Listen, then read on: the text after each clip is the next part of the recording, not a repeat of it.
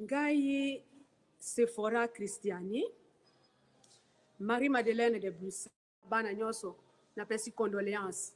Maman toza ko soutenir yo. Na matanga ya papa nanda ko nangai.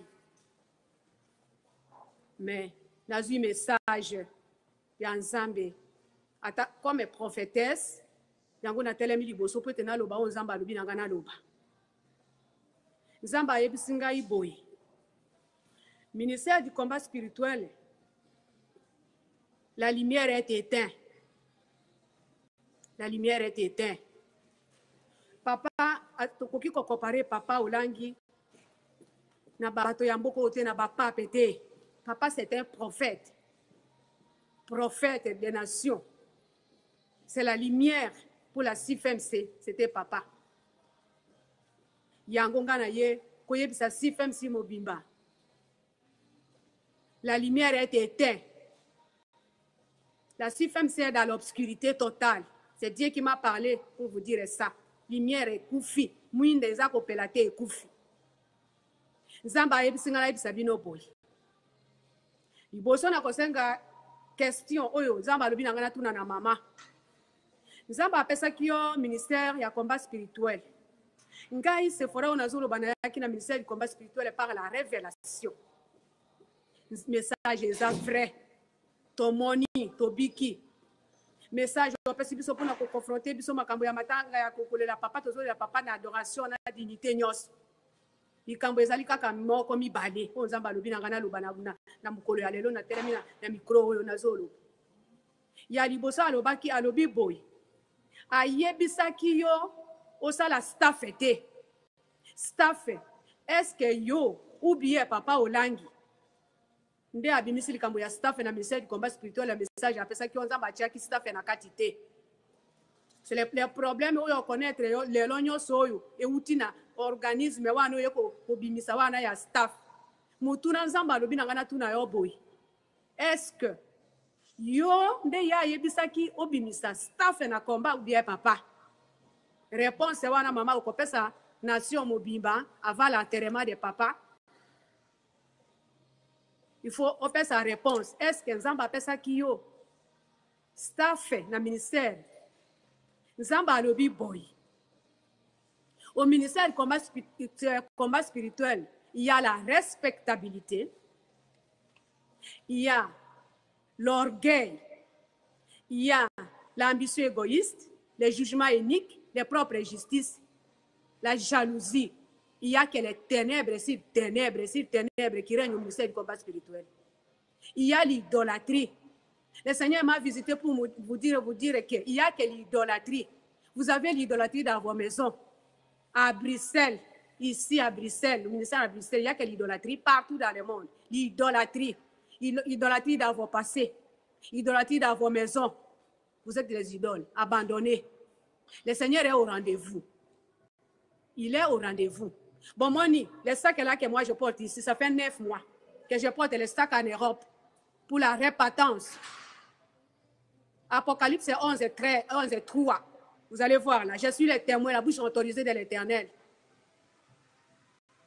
Abandonnez ce que vous faites. Vous êtes dans l'idolâtrie, dans vos maisons, dans partout, ce que vous êtes dans l'idolâtrie, la respectabilité. Vous êtes dans les ténèbres. La personne qui allumait la lumière, mounine de koufi. Au lieu que toi la papa Olangi de bozo la boto kansa mole la papa Olangi pole la bomile la bino moko. Na combat spirituel bomile la bino moko partout, bandana na Bruxelles. Il y a que des raquines, des amertumes. Nzamba lo bina yebisa bino bo. Bozo kosa na bozo lo bakeo bozo tinda bato na kati na rébellion. Rébellion ezate. C'est vous-même avec amertume, avec ibarakine. Okangaka mutulika mbokuna no kaka yelikabo wana kaka arakina boza tous la mode de ténèbres. Bolati wana Nzamba lobi nanga lobi na bino boye. Bolati ba ceinture, sans disant un homme de Dieu non ceinture. Oyo za kwa mema bato na kati ya monde molili. Vous êtes dans les ténèbres. Prenez ces messages. Au lieu de ça, séminaire, organiser ba convention, ba biloko na bino. Bolala na mabele. Bo simba ba sac bolela. Bolela mawana bino. Délit Jésus, c'est très grave. Je parle à l'attaque prophétesse de la nation. Bolela, bomilela, à partir de là, bomilela, botika ba makamboza pour organiser wana ba séminaire ya pamba bomilela. Tant qu'on organise qui se retraite, pour 21 jours, il y a des disciples, il y a des parce qu'il y a la mort, il y a les poisons au ministère. Mais poison ezali, ils ont un groupe moi quoi ya papa, ce qui bino moko bomi dénoncer, nzamba linga frapper bino.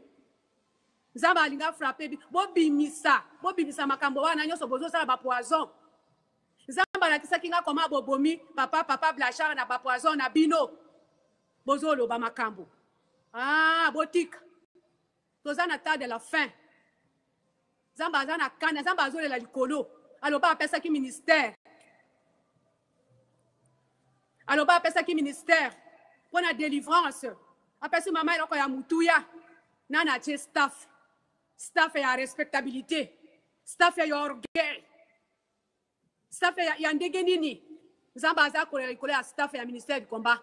D'où, ce qui maman a lingi, ministère du combat, peut-être, Zamba appelle ça lumière. Lumière, lumière, il y a Guillaume, langi na mutumoko. Guillaume, langi na zako, qui quoi lumière.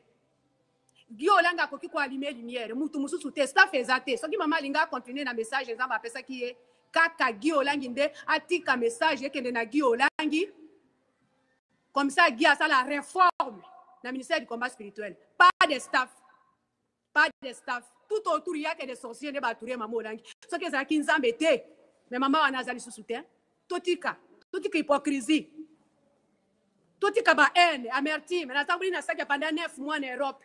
Nayata kangoza balobila ta yango lokola écharpe pour la répatance ya CFMC totika bomilela na yaki le loponza bala musinga na tongo alobi kende lobela bango batika makambo ya ko organiser tozo kende toza ko sala boye boye papa akufi âge à 69 ans papa est un prophète 69 ans c'est quoi 69 ans la Bible déclare bien qu'un homme de Dieu. Je ne peux pas laisser traîner les gens vivre longtemps, mais ça 20 au moins. Ça n'est pas beaucoup mieux ça. Oh papa, j'ai coquille. Et ça normal était. La lumière est éteinte. Prenez garde de vous-même. Au lieu de que ça maman kabona bino ba cérémonie na bino ya pamba motonyo sa milela. Zoa ça qui est là vandana moi sinon bomilela. Botika makambo wana bomilela. Message est direct. Ministère du combat spirituel, message, moi, qu'on a appelé ça, Apocalypse 22, 10 à 15. Ceux qui bolingi bozu message. Ceux qui bolingi botika. Oui, azo bon ma continuer. Oui, azo ça ma cambo continuer. Mais boye baka que le Seigneur marche avec nous sur la terre. Il marche avec nous sur la terre. Azo marcher na biso. Boye binga bien.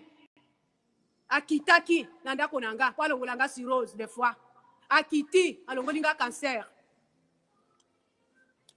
Nzamba azo sala makambo ba miracle malobi na ministère bomile la bino moko bozwa message au direct et c'est quand on bozali partout dans le monde entier États-Unis Canada Chine tout bozwa message au ekiteli bino lelo bomile la bino moko papa olanga sakei papa olanga c'est pas nzambe c'était un prophète de Dieu azai pa na maboko ya nzambe ba cérémonie bozo ko organiser ba séminaire ya lokuta bozo ko organiser na pour kolela nani mabele papa langa zongi mabele na féliciter maman pour na message oya pesa ka lobi bandoki de bo banda kolela ko mibamba ko lakisa ke hypocrisie to boyi biloko wana il faut guider asimba ministère à ça la réforme du ministère pas question de staff c'est le message qui vient de Dieu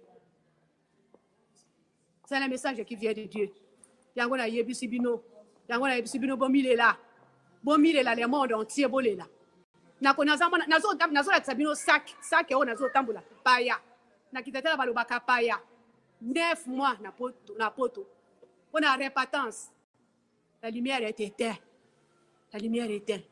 bomile la bino moko bolala bo baba na banda ko na bino botika ba hypocrisie ya koloba ke azalaki na 69 ans ekoki akufa akumi mokolo nini. C'est la lumière qui est éteinte. Nzamba apesi bino les sons. Quand naza kuna te, mais nzamba apesi bino les sons. Na 2016 alobaka ko frapper ako sala makambo. Bino moko boza ba témoin na oyo elekaki na 2013 ne 2016 même na ministère du combat spirituel bolelaki bato nyonso tout bakimi. Ezalaki rébellion te lo bolongana ni idée wana. C'est le Seigneur lui-même qui a frappé. Respectabilité, idolâtrie, botika, Zambe apambola bino.